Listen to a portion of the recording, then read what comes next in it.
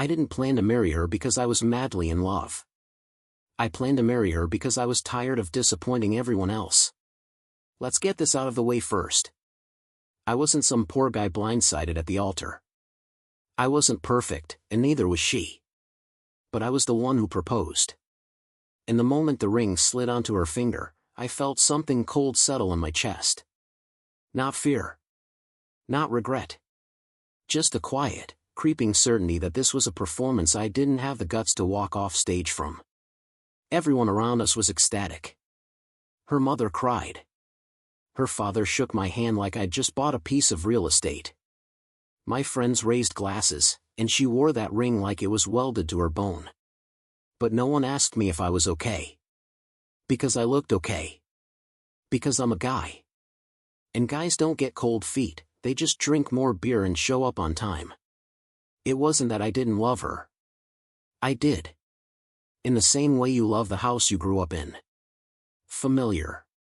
Safe. Full of memories you don't entirely trust anymore.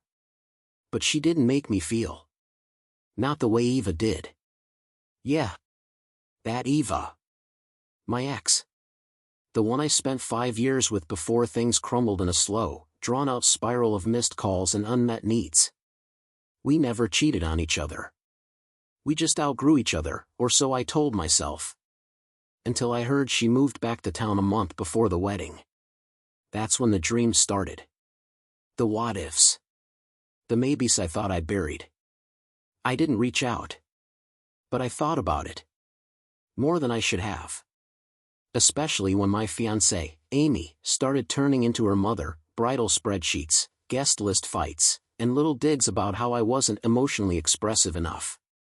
The night before the wedding, I stayed at a hotel. Tradition. No peeking at the bride.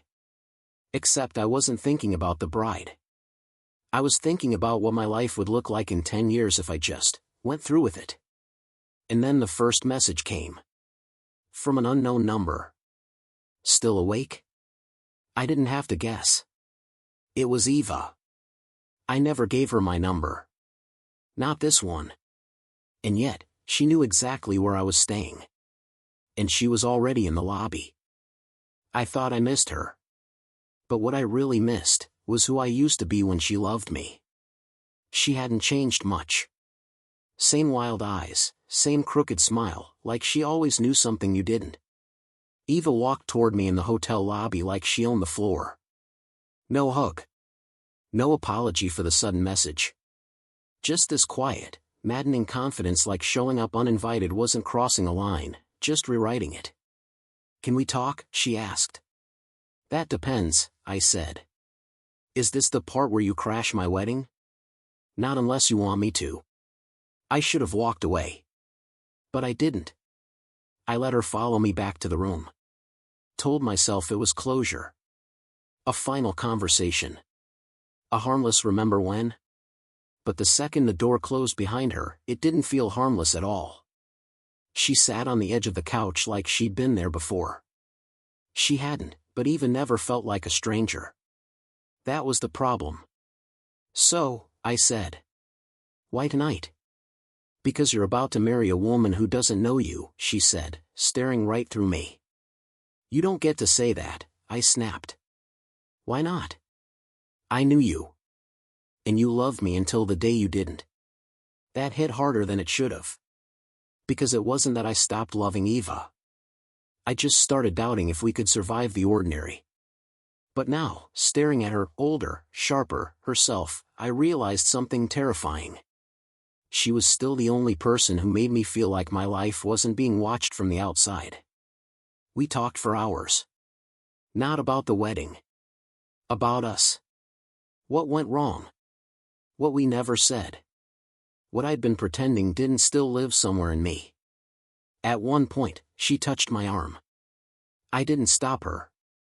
When she leaned in, I kissed her like it was inevitable. Afterward, she lay there in silence for a long time. Then she turned to me and said, You're not the first man who tried to sleep with me before marrying someone else. But you're the first one I hoped would. Some people cheat because they're selfish. I cheated because I finally told myself the truth. I wasn't marrying for love. I was marrying out of fear. The light was creeping in through the hotel curtains when I opened my eyes. Eva was still asleep beside me, her back to me, her breathing steady, like she hadn't just helped me light a match to everything I was about to vow forever to. I stared at the ceiling, the ring box on the nightstand, the crumpled suit bag in the corner. It felt like a joke now. I wasn't panicked. I wasn't even guilty. I just knew. I couldn't go through with it. Not because I loved Eva, but because cheating was the most honest thing I'd done in months. I left her a note before I went to clear my head. Nothing dramatic. Just, thank you for reminding me who I was. I think I needed to make the worst choice possible to finally make the right one. Back at the venue, Amy's family was in full prep mode. Her mother was already barking orders. Her dad barely looked at me. The photographer asked if I had a groom's smile ready. I wanted to throw up. Then Amy came in. Hair done. Makeup halfway finished. She looked beautiful, radiant, but also like someone playing a part in a show she couldn't stop rehearsing. And for a second, I thought maybe I'd just say the vows and figure it all out later. Then she said, "You didn't sleep at the hotel, did you?" I froze. "How would you know?" She pulled out her phone and showed me. A screenshot. An email. From Eva. "I know you saw her," Amy said. "I was hoping you would." I blinked. "You wanted me to cheat?" She nodded, slow and cold. "Because now I have exactly what I need to end this and keep my reputation spotless. You gave me the exit, and the blame." And then she smiled. "You were never the only one playing games. You never think the person you're marrying is capable of manipulation, until you realize they orchestrated your betrayal like a symphony." I stood there like an idiot, holding my breath while Amy sat across from me, perfectly calm, perfectly cruel. I hadn't even had time to process what she said. "You wanted me to cheat?" She nodded, folding her arms. "I didn't want you to. I just knew you would." "That's insane." "No, that's strategy." She leaned in, her voice low and surgical. "Do you think I didn't notice how distant you were for months? The way you flinched when I mentioned the honeymoon? How you always looked tired after texting your mother, but wide awake after talking to literally anyone else? Eva didn't just show up. I invited her back into your life. That stopped me." "You, what?" She pulled out her phone again. Showed me the contact name, Eva. She'd been texting her. Setting it all up. I told her where you'd be. I made sure she knew the hotel. The room number. I told her you were on the fence. And I knew she wouldn't be able to resist trying. Why would you do that?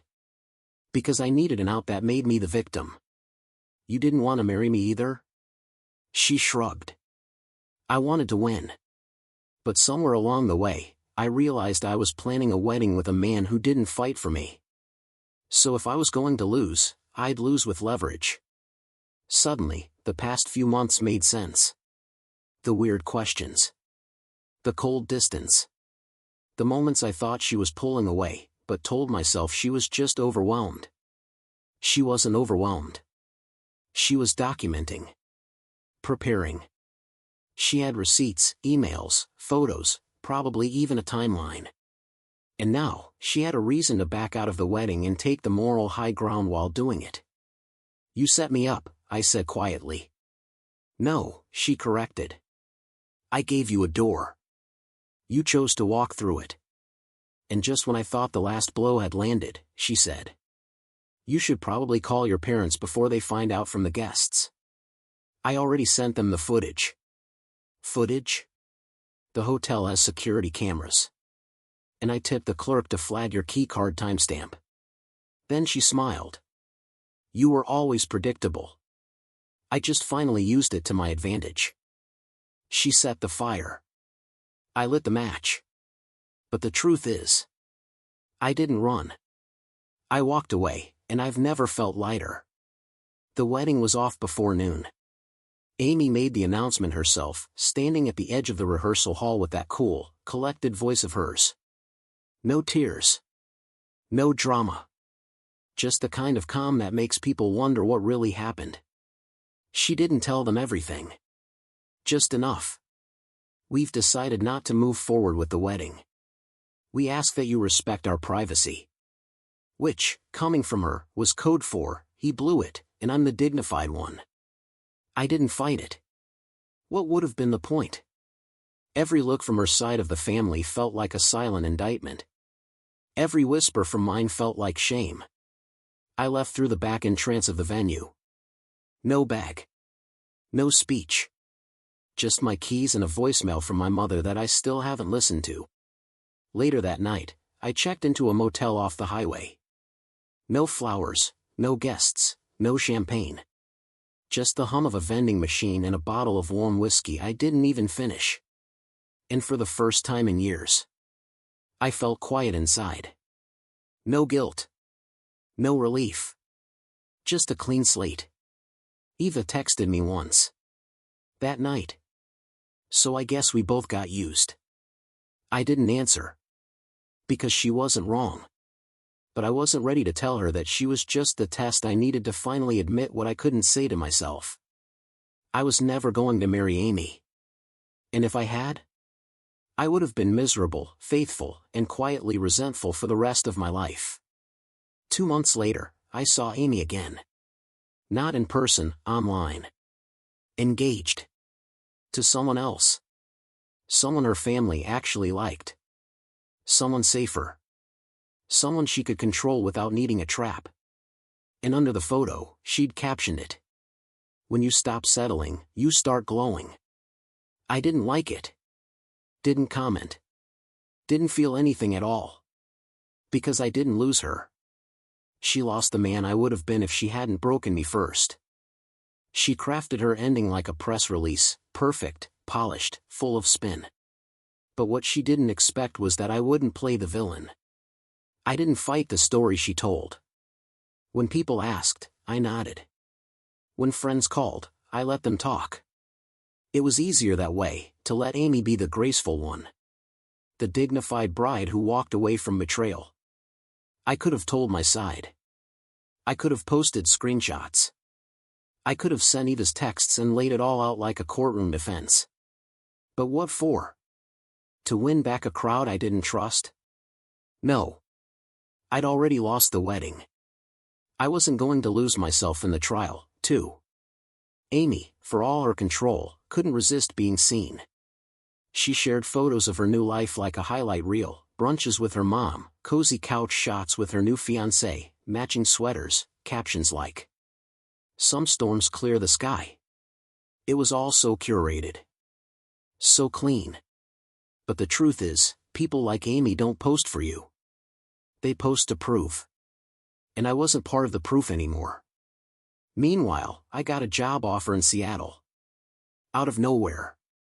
A company I'd freelanced with years ago was expanding and remembered my name. I didn't even hesitate. I packed 2 bags, broke my lease, and left a city that had turned my entire future into a stage production I never wanted to be cast in. Eva texted again the day I crossed the state line. "Do you hate me?" I typed a dozen replies. Deleted every one. Eventually, I sent, "No. But I don't think we were meant to start anything. Just end something." She didn't reply. That silence felt like closure. Seattle was wet, cold, and anonymous. It was perfect. I rented a tiny apartment over a bookstore. Started cooking my own food again. Found a therapist who didn't flinch when I said, "I think I let my life get hijacked because I didn't want to hurt anyone." And for the first time in months, I slept. Not because I was exhausted, but because I felt safe. Then one night, at a coffee shop down the street from my new place, I met someone. She wasn't glamorous. Didn't look like a model. Didn't ask about my past. She just handed me my drink and said, "I saw you reading Vonnegut yesterday. You always make that face when the story's about to turn sad." And I laughed. Actually laughed. Because she noticed something that wasn't a red flag or a role to fill. Just me. And I realized something. The real love story wasn't the one I ruined. It was the one I hadn't written yet. I spent years trying to be someone worth marrying. Turns out, I just needed to be someone I didn't want to run from. Her name was Casey. She worked at the coffee shop 3 blocks from my apartment, wore chipped nail polish, and made sarcastic comments about rom-coms when business was slow. The first time we had a real conversation, it wasn't even flirtatious. I had a book in my hand, Slaughterhouse-Five. "You reread sad books?" she asked. "I think they hit different when you've actually lived the things you used to skip over. I think that means you're either very brave or very stuck." That was the first time in months someone saw through me without trying to weaponize it. We started talking more. Never about the past. Just music. Art. Food. The kind of stuff you forget you love when your life becomes an apology tour. Sometimes we'd go on long walks. Sometimes she'd sit across from me at the bar while I did freelance projects and she sketched in a journal. It wasn't electric. It wasn't wild. It was quiet. And it was real. One night, after too much wine and not enough distance between our knees under the bar table, she asked, "Were you ever married?" "Almost," I said. She didn't press. That silence, that respect, felt like a luxury I didn't know I could afford. Later that week, I opened a box I hadn't touched since the move. It had the ring in it. The one I'd given Amy. The one she'd given back without a word. I held it in my palm like a bad dream and then walked it down to the pawn shop on 12th and Spruce. Didn't even ask for a receipt. Just said, "Don't tell me what it's worth. Just take it." I made a new vow that night. Not to Casey. Not to some future wedding. But to myself. I will never again shrink to fit someone else's script. I will not confuse compatibility with convenience. And I will not say I do to anyone who makes me feel like a version of myself I have to rehearse. The next morning, I got an email. From Amy. The subject line just said, "Closure?" And attached was a photo of her baby bump. With the caption, "Don't worry. It's his." That's when I knew. She didn't move on. She just needed me to know she won. The life I was supposed to have is gone. But for the first time, I'm not mourning it. I'm grateful it fell apart before I did. I stared at Amy's email longer than I should have. The picture was perfect. Her, glowing. Her new fiancé's hand on her stomach. A subtle filter. A designer caption. The whole image practically screamed, "Look how much better off I am without you." But all I could think was, good. Not bitter. Not resentful. Just detached. Because that version of me, the one who would have spiraled at this, was gone. I didn't respond. I deleted the email. And then I went to Casey's apartment, still smelling like fresh coffee and eucalyptus candles, and didn't say a word. I just sat beside her while she read. She looked at me once and smiled. "Rough day?" "Just a reminder of how far I've come." She kissed my shoulder and went back to her book. That was the moment I realized I didn't need fireworks.